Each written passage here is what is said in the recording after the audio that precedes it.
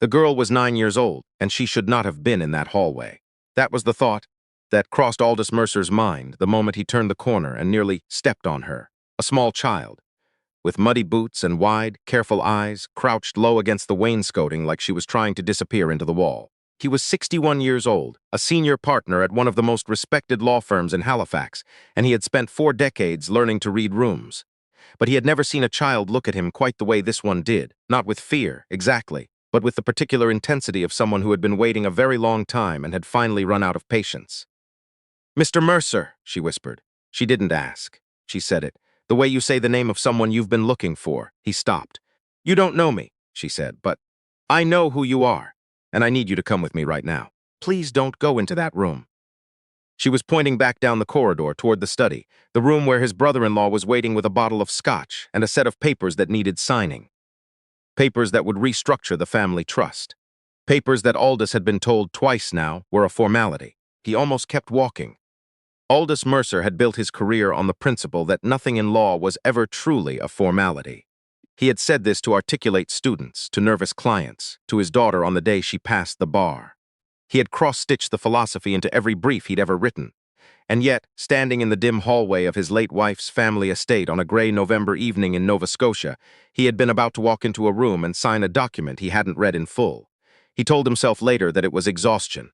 Caroline had been gone 14 months. The grief had a weight to it that no one warned you about. Not the sharpness, which everyone expected, but the dull, cumulative heaviness. The kind that makes you let things slide. That makes a glass of scotch and a pen, and someone saying it's just a formality feel like the most reasonable thing in the world. But the girl was still looking at him. "What's your name?" he said, keeping his voice low without quite knowing why. "Bay," she said. "My grandmother works here, in the kitchen." He glanced toward the study door. From inside, he could hear low voices. His brother-in-law, Norris, and someone else. A voice he didn't recognize. "Bay," he said carefully. "Why don't you want me to go in there?" She didn't answer immediately. She looked down at her boots, then back up. When she spoke, she chose her words the way a child does when they've rehearsed something and are terrified of getting it wrong. "Because I heard them talking. Last night, when I came to help Gran with the dishes, I wasn't supposed to be in that part of the house, so I stayed quiet, and I heard your name." Aldous felt something shift in his chest. Not quite alarm. Not yet. "What did you hear?" "The man with the gray jacket said that once you sign the papers, everything goes into the numbered company, and then you can't undo it. And then—" She stopped, her jaw tightened the way children's jaws do when they're trying very hard not to cry. "And then the other man said that wouldn't be a problem, because you wouldn't be around to try." The hallway was very quiet. Aldous Mercer had cross-examined witnesses for 4 decades. He had watched liars of extraordinary sophistication sit across from him and speak with perfect calm. He knew the specific texture of truth, how it caught in the throat slightly, how it landed with a kind of unasked-for weight. And this child, this 9-year-old girl with mud on her boots and her grandmother's kitchen still in her hair, was telling him the truth. "Did they see you?" he asked. "No, sir." "Where's your grandmother right now?" "Upstairs with the laundry." He reached into his jacket pocket and took out his mobile phone. He looked at it for a moment, then looked at Bia. "I want you to go upstairs and stay with your grandmother," he said. "Don't tell her what you told me." "Not yet." "Can you do that?" She nodded. "You did the right thing," he said. "Coming to find me. I want you to know that." She held his gaze for just a moment, and in that moment he saw it, the relief. Not the relief of a child who had done something brave and been praised for it, but the relief of someone who has been carrying something far too heavy and has finally set it down. Then she turned and went upstairs, and Aldous stood alone in the hallway, with the weight of what he now knew pressing down on him from all sides. He did not go into the study. He went instead to the small sitting room at the far end of the east wing. A room that had been Caroline's favorite, still half furnished with her things. A stack of her gardening books, still on the side table. He sat down in the chair by the window and looked out at the back lawn going dark in the November dusk, and he thought. The first thing he thought was, this is not possible. Norris was Caroline's brother. They had known each other for 30 years. They had argued at Christmas dinners and disagreed about politics, and once, in the early years, they'd had a falling out over a business matter that had taken 2 years to fully resolve. But they had resolved it. They were family. This was not possible. The second thing he thought was, I am a lawyer, and I have just been told something that I cannot confirm and cannot dismiss. The third thing he thought was, there is a man in that study with a voice I did not recognize. He picked up his phone and called his articling student, a methodical young man named Piers who had a gift for finding things quickly and a temperament that did not rattle. I need you to run something for me, Aldous said when Piers answered. Right now, tonight, of course. What are we looking for? I'm going to send you the document number of a trust amendment that was filed 2 weeks ago under the Whitmore Family Trust. I want to know everything about the numbered company named as the beneficiary.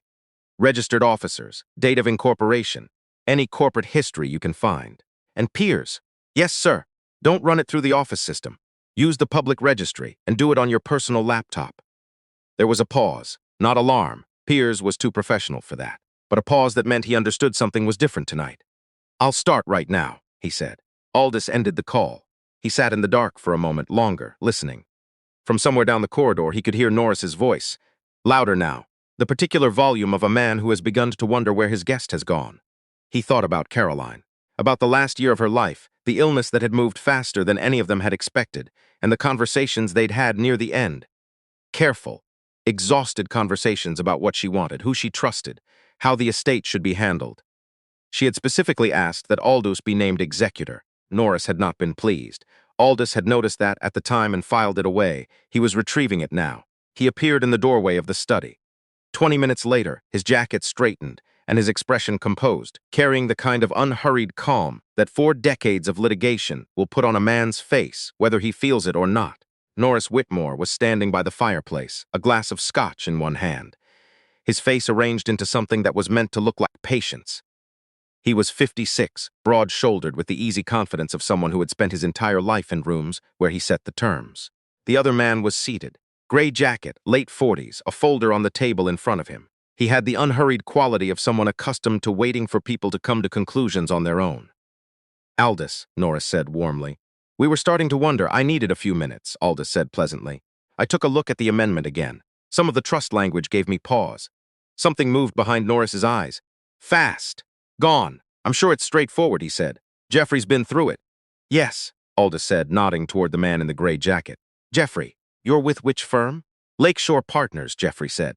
Out of Toronto. Aldous sat down across from him, unhurried. I don't think I've encountered your work before.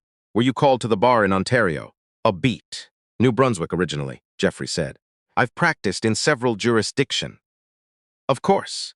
Aldous picked up the document from the table and turned to the page he'd read most carefully earlier that afternoon.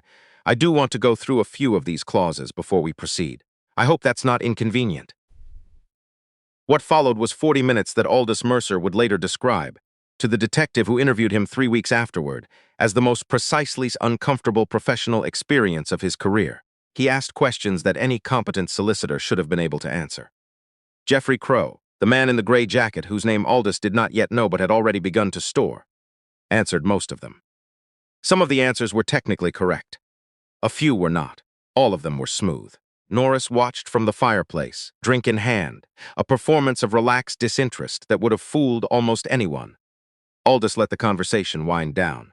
He said he would need to review a few additional documents before signing, that it was nothing to be concerned about, just due diligence.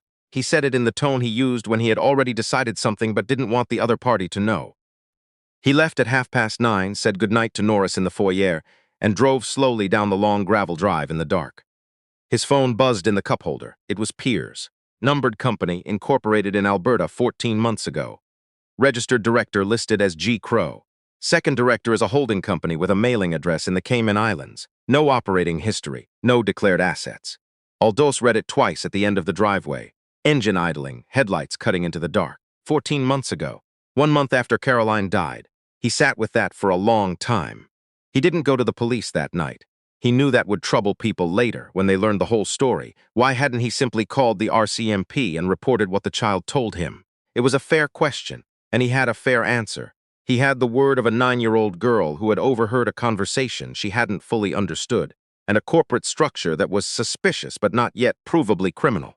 He had been a lawyer long enough to know that suspicion and proof are entirely different countries, and that crossing from one to the other without a map is how people escape consequences. He needed more. He also needed to know the shape of what he was dealing with.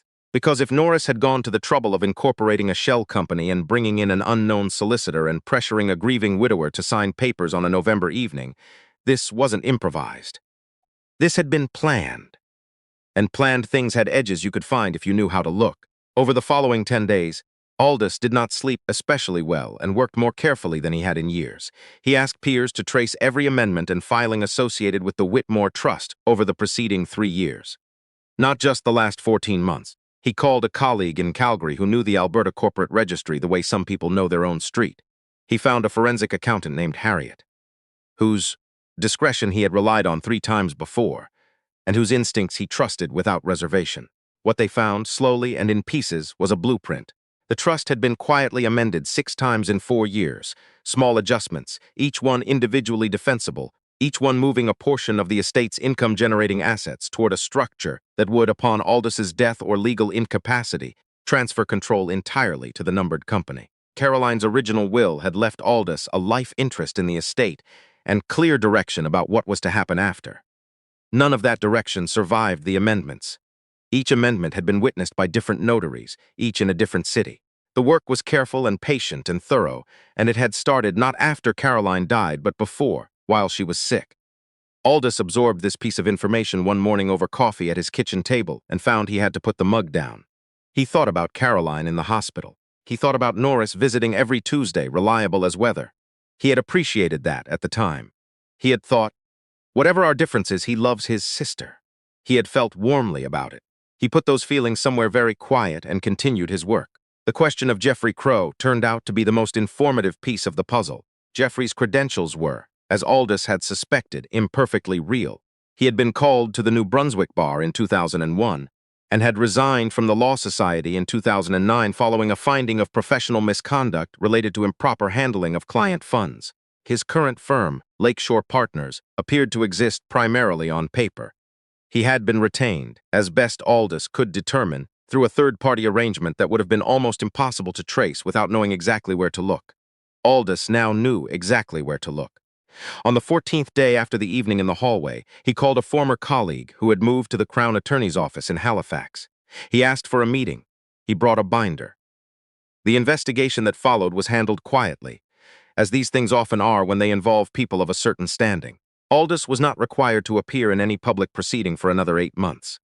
Norris was interviewed twice in the first week, once without counsel, which Aldous later learned he had been advised against, and the conversation did not go well for him. Geoffrey Crowe was arrested at the Stanfield Airport on a Tuesday morning with a one-way ticket to Vancouver and a laptop containing correspondence that, the Crown would later describe at the preliminary hearing, illuminated the arrangement with considerable clarity. Aldous heard about the arrest from Piers, who had heard it from someone at the registry office, and he sat in his office on the 14th floor and looked out at Halifax Harbor for a long while. He thought about the document he had never signed. He thought about how close he had come to simply walking down that corridor. 2 weeks after the arrests, he drove back out to the estate, not to the main house, but around to the service entrance at the back, where the kitchen door led out onto a small stone patio. He had called ahead. He knew who he was looking for. Her grandmother answered the door. A small, deliberate woman named Agnes, who had worked for the Whitmore family for over 20 years and who regarded Aldous with the careful reserve of someone who has learned not to let the unexpected catch her off guard. "Mr. Mercer," she said. "Agnes, I'm sorry to come by without more notice. I was hoping." He stopped. Over her shoulder in the kitchen behind her, he could see Bea. She was sitting at the kitchen table with a bowl of soup and a library book, and she was watching him with those same careful eyes. Agnes turned slightly to follow his gaze, then looked back at him. "Come in," she said. He sat across from Bea at the kitchen table. Agnes put a cup of tea in front of him without asking whether he wanted one, which he appreciated. For a moment, nobody said anything. The kitchen smelled of bread and dried herbs and wood smoke, and the late afternoon came through the window at a low angle, the way it does in November in Nova Scotia, catching the dust in the air and making it briefly visible. "I wanted you to know," Aldous said to Bea. "What happened?" She put her spoon down. "The men you heard that night, they've been arrested," he said. "The papers I was supposed to sign have been withdrawn. The investigation is ongoing, so I can't tell you everything, but I'm all right, because of what you did." She looked at him for a long moment. She was 9. She understood more than a 9-year-old, perhaps needed to understand, about the way adults could deceive each other. And he felt the weight of that, the way she had been made, through no fault of her own, into someone who had to carry a secret for 2 weeks because no one had told her what to do with what she knew. "I was scared to tell you," she said. "I know. I thought you might not believe me. You were right to worry about that," he said honestly. "And you told me anyway. That's what matters." Agnes cleared her throat softly from the stove. not interrupting, just present. Is the house going to be all right? Bea asked. Gran's job. He hadn't expected that question, though he should have. He looked at Agnes, who was looking steadily at the stovetop. Yes, he said. That won't change. Bea picked up her spoon again. She took a bite of soup and then looked at him in a way that made him feel he had passed some kind of test he hadn't known he was taking. Okay, she said. He thought about what she had asked him. Is the house going to be all right? Gran's job. For a long time afterward. Not because it surprised him that she had asked it, but because of what it revealed. She had not been thinking about herself. She had already, at 9 years old, understood that her own comfort and her grandmother's security were the same question. She had heard something terrible in a hallway, and she had found the right person to tell, and she had held the information carefully for 2 weeks, and the thing she wanted to know, on the other side of all of that, was whether her grandmother would still have work. He drove back to Halifax in the early dark, the highway pulling long and empty through the trees, and he thought about Caroline, about what she had believed about the estate, and what it was supposed to be, about the amendments made while she was still breathing, when she'd been sick and tired and trusting, and about the patience required to do something like that to someone who loved you. He had known, during those 14 days of careful work, that there would come a moment when the anger would need somewhere to go. He had kept it very well contained. He was good at that, but now, on the highway, he allowed himself to feel it fully for the first time. And it was large and cold and specific, not like grief at all, but clarifying. He had been sitting across from those men in that study, and he had known from the first 5 minutes that something was wrong, and he had handled it. He had spent 40 years building the capacity to handle exactly this kind of thing. To hold his composure while his mind ran very fast, to ask the right questions, to leave a room without letting anyone know what he had decided. But he hadn't been the one who caught it. He hadn't known to look until a 9-year-old girl with mud on her boots had crouched in a dark hallway and waited for him. At the preliminary hearing, 8 months later, the Crown presented the correspondence recovered from Jeffrey Crow's laptop. Several emails were dated from the period when Caroline was receiving palliative care. In one of them, Norris had written, "He trusts me. He won't look closely. He's too busy with her." The hearing was not public, and Aldous was not in attendance. He learned about that particular email from his former colleague the following day over the phone.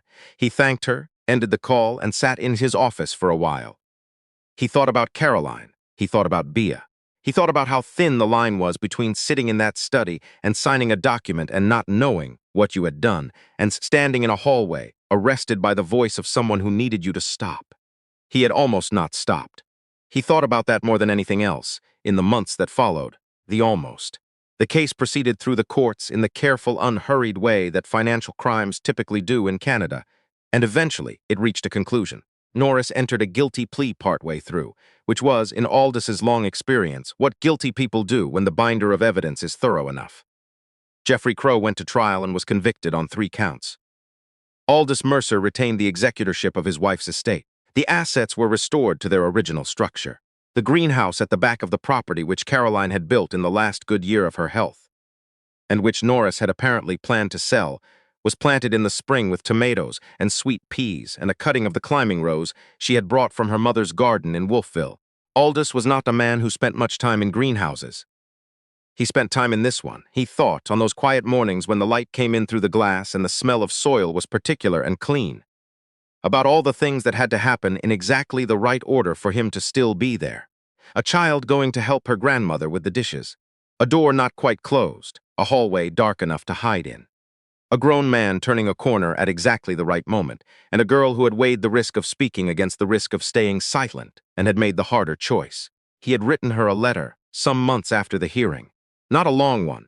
He was not by nature a sentimental correspondent, and he suspected that Bea would not have much patience for sentiment. He had told her, in plain language, that the right outcome had come about because of what she did, and that he wanted her to know it directly from him. He had included a small gift, a book about investigative journalism, that he thought she might like, given her evident instincts. He received 3 weeks later a card in careful handwriting on lined paper. "Thank you for the book, Mr. Mercer. I'm glad it worked out. I didn't know if you would listen. Gran says you're a good man. I think she's probably right." He kept it in the top drawer of his desk, under a glass paperweight Caroline had brought back from a trip to Prince Edward Island the summer before she got sick. He was 62 years old, and he had spent 4 decades trusting his own judgment, and a child had reminded him that the moments that matter most are not always the ones you walk toward. but the ones where something makes you stop.